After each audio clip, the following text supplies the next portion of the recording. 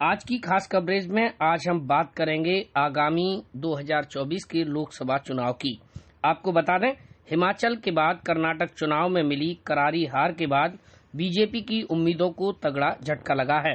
हालांकि उत्तर प्रदेश के निकाय चुनाव में भारतीय जनता पार्टी ने अच्छा प्रदर्शन किया है, लेकिन ऐसा लगता है सभी विपक्षी दल अभी से ही बीजेपी को ठिकाने लगाने के प्रयास में पूरी तरह जुट गए हैं। क्या 2024 का लोकसभा चुनाव बीजेपी के लिए कड़ा मुकाबला साबित होगा? क्या विपक्षी दल लोकसभा चुनाव में बीजेपी को कड़ी टक्कर दे पाएंगे? इसको लेकर जब हमने सहसपान विधानसभा क्षेत्र के मतदाताओं से बात की तो देखिए उन्होंने क्या कहा। राय नहीं है और मैं समझ रहा हूँ जहाँ आपका सवाल जाना चाह रहा है। हार और जीत राजनीति का बड़ा मजबूत पहलू है। अगर हम हारेंगे नहीं तो लड़ने की सामर्थ्य हमारी नज़र में तो उत्पन्न होगी नहीं, और इस हार जीत से तो ये प्रत्याशी जो हैं वो सब अपना गठबंधन करते रहते हैं। इस पर आपको बिल्कुल चर्चा करने की आवश्यकता नहीं है। मुद्दा केवल ये होना चाहिए, जो भी पार्टी जिन वादों को लेकर के मैदान में आए सबसे पहले अपने वादे क्लियर करे, और जो वादे क्लियर करे चुनाव के बाद एक बार खड़े होकर के कह दे कि उनमें से 6 महीने में, 7 महीने में, 1 साल में, 2 साल में या 5 साल में कितने वादे हमने पूरे किए। सबसे पहला काम होना चाहिए। और दूसरा काम ये होना चाहिए कि हम जब चुनाव का घोषणा करें तो सबसे पहले मैनिफेस्टो लें, पुराना वाला जो कोई पार्टी लेना नहीं चाहती है। ये हिंदू हो गया, ये मुसलमान हो गया, ये पंडित हो गया, ये ठाकुर हो गया, इसकी राजनीति की आवश्यकता नहीं है। अब हिंदुस्तान सिर्फ ये चाहता है कि पुराना मैनिफेस्टो आप लेकर के पहले आइए और ये बताइए कि इस मैनिफेस्टो में मैंने कितने काम किए हैं, और उसके बाद फिर नया मैनिफेस्टो दे दीजिएगा। बस इतना होना चाहिए, इसके अलावा और कुछ होने की आवश्यकता है नहीं।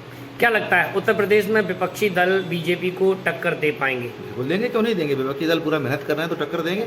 जिसका जहाँ जैसा वर्चस्व है वो बिल्कुल उतना शक्तिशाली समझा जाए। अब होगा क्या कि जिसके सामने जो प्रत्याशी खड़ा हुआ है, अगर वो प्रत्याशी कमजोर होगा, जैसे आपने भी देखा था निकाय चुनाव में, जहाँ जहाँ कमजोर, जहाँ जिस पार्टी का प्रत्याशी रहा वो चुनाव हारा। प्रत्याशी का चयन करते समय प्रत्येक पार्टी को ये देख लेना चाहिए कि ये प्रत्याशी धरातल पर कितना काम कर चुका है। इसके पीछे राजनीतिक वो लोग तो नहीं है जो धक्का मार करके उसको सीढ़ी से ऊपर उचकाने का काम कर रहे हैं। चाचा तुम भी आ जाओ, तो चाचा तुम भी जब आ जाओगे तो समस्याएं खड़ी होंगी, और जो वास्तविक काम करने वाला व्यक्ति होगा अगर वो नहीं आएगा तो राजनीति में जो चाह रहे हैं वो होगा नहीं, चाहे कोई सा भी पार्टी का आदमी। हम देख रहे हैं मतलब कांग्रेस मुक्त करते करते मतलब भाजपा मात्र 6 राज्यों में सिमट कर रह गई है, और कुछ राज्यों में जो गठबंधन सरकार हाल फिलहाल में हुए उन राज्यों में कर्नाटक चला गया इनके हाथ से, छत्तीसगढ़ चला गया, पंजाब चला गया इनके हाथ से। अब इन पर क्या है, तो मतलब कांग्रेस मुक्त करने के चक्कर में अपना भी नहीं बचा पा रही। भाजपा के पास कोई मुद्दा ऐसा नहीं है, केवल हिंदुत्व के मुद्दे को छोड़ दीजिए, बाकी या विदेश नीति, दो ही इनके पास मुद्दे हैं। बाकी तीसरा विकास का मुद्दा तो कोई है ही नहीं। चाहे वो किसान के ले लीजिए, चाहे मतलब बेरोजगारी के ले लीजिए, चाहे खिलाड़ियों के ले लीजिए, कोई ना कोई मतलब इनके पास ऐसा कोई मुद्दा नहीं है जिससे ये चुनाव लड़ें। विपक्ष के पास बहुत मुद्दे हैं।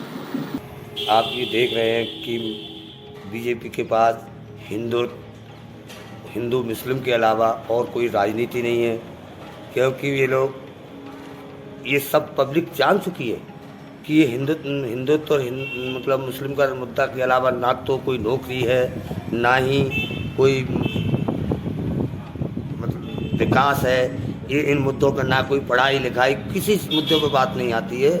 इसलिए उत्तर प्रदेश में विपक्षी दल क्या, जनता ही टक्कर दे रही है। आपने ये देखा जहाँ जहाँ इलेक्शन हुए हैं बीजेपी के मतलब कोई मतलब मुकाबला किसी विपक्ष नहीं है, जनता ने मुकाबला किया है। तो जनता बदलाव चाहती है और कड़ा मुकाबला किसी से नहीं है।